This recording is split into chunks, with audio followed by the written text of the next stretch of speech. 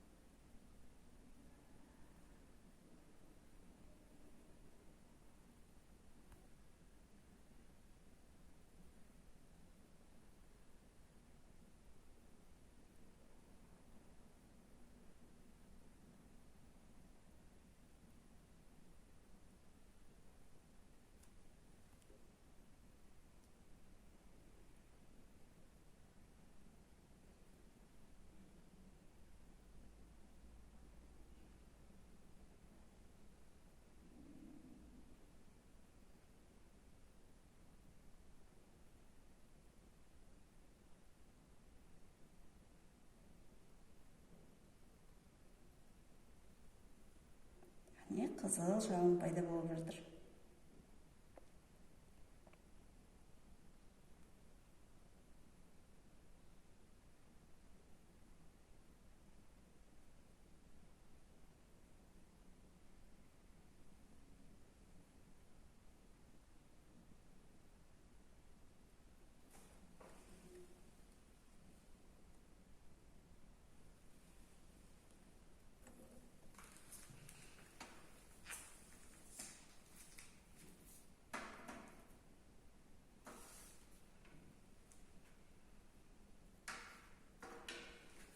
Сонымен балалар, біз бүгінгі сабақта темірдің, күкірттің және фосфордың ауада жануын қарастырдық. Бүгінгі сабақ сендерге түсінікті болды деген ойдамын. Келесі кездескенше қош сау болыңдар.